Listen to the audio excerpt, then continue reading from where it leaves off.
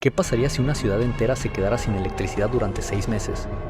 Al principio sonaría como un apagón más, una molestia, un retraso, algo que se resuelve en unas horas con plantas de emergencia, velas, generadores y mensajes de "estamos trabajando en ello". Pero luego caería la noche, y la ciudad seguiría apagada, las avenidas dejarían de brillar, los edificios se convertirían en siluetas negras, los semáforos morirían, los ascensores quedarían atrapados, los refrigeradores empezarían a calentarse, y poco a poco, la verdad más incómoda de la vida moderna saldría a la superficie.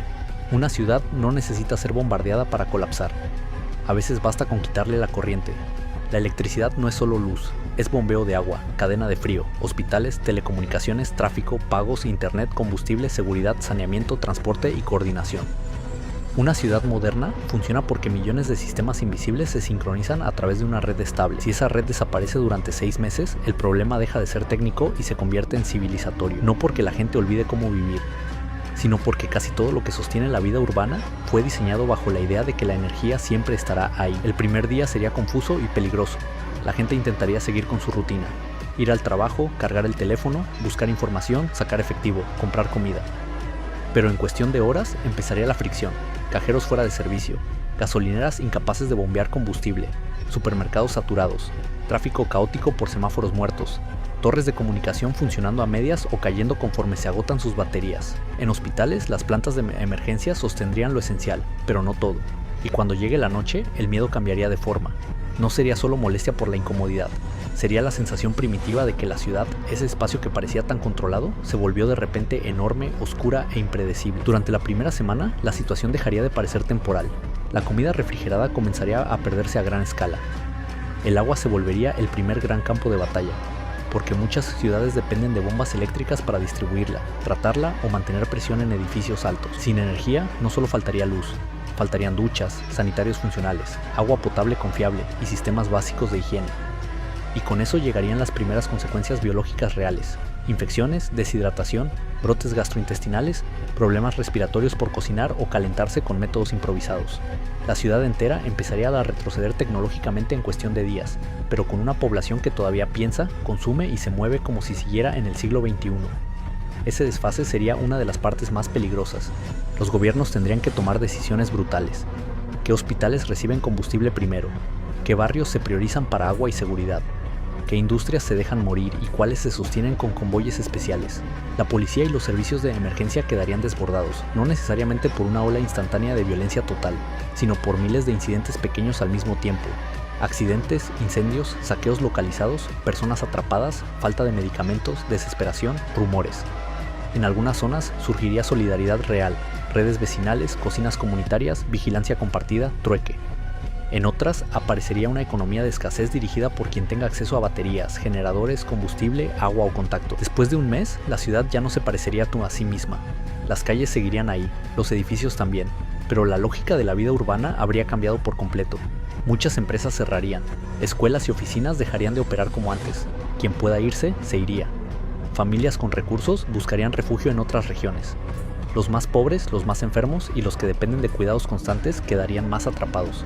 La desigualdad, que normalmente se esconde bajo la normalidad, se volvería visible en formas brutales. Un barrio con acceso a generadores y cisternas no vive el mismo apagón que otro donde el agua ya no sube y la comida se pudre en 2 días. La salud mental empezaría a deteriorarse con fuerza. El insomnio, la ansiedad y la irritabilidad crecerían no solo por la incomodidad, sino por la ruptura del tiempo moderno. Sin pantallas, sin rutina estable, sin señal constante, sin refrigeración, sin transporte confiable, sin privacidad segura en algunos lugares, cada jornada se volvería más lenta y más pesada.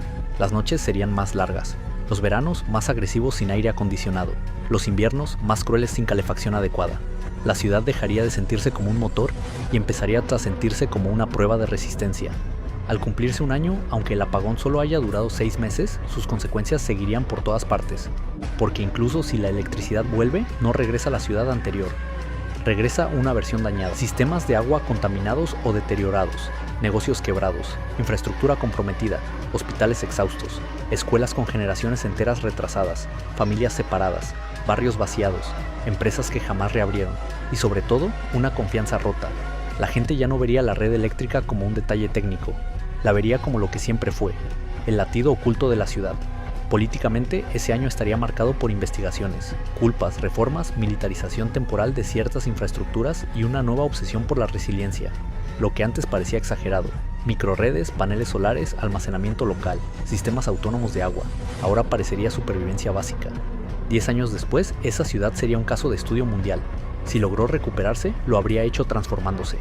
Más generación distribuida, más barrios capaces de operar de forma semiautónoma, edificios con baterías locales, sistemas pasivos de ventilación, almacenamiento de agua, infraestructura menos dependiente de una única red central.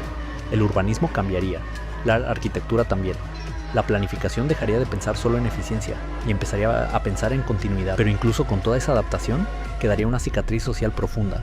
Una generación crecería habiendo visto a sus padres hacer fila por agua, cocinar con fuego improvisado, dormir con miedo y descubrir que una ciudad moderna puede retroceder décadas en una sola semana. Esa memoria cambiaría la política, la cultura y la idea misma de progreso. Y 100 años después, ese apagón de 6 meses probablemente seguiría siendo contado como el momento en que una ciudad aprendió, por las malas, que la mantenía realmente viva. No sus rascacielos, no sus pantallas, no su tráfico ni su velocidad, sino una red invisible de energía que sostenía desde la medicina hasta la confianza social. Tal vez para entonces las ciudades del futuro sean mucho más resilientes, con sistemas energéticos fragmentados, almacenamiento avanzado y diseños pensados para sobrevivir a fallas prolongadas. Tal vez incluso se enseñe en escuelas cómo vivir durante semanas sin red. Igual que hoy enseñamos simulacros de incendio o terremoto, pero la lección seguiría intacta, porque eso sería lo verdaderamente perturbador de que una ciudad entera se quedara sin electricidad durante 6 meses. No solo que se apagarían las luces, se apagaría la ilusión de autosuficiencia moderna. Descubriríamos que una ciudad no es fuerte porque tenga edificios altos, fibra óptica o transporte rápido. Es fuerte solo mientras siga fluyendo la energía que conecta todo lo demás. Y cuando ese flujo desaparece, lo que queda no es el futuro, sino una comunidad obligada a recordar de golpe cuán delgada era la capa de estabilidad sobre la que estaba viviendo.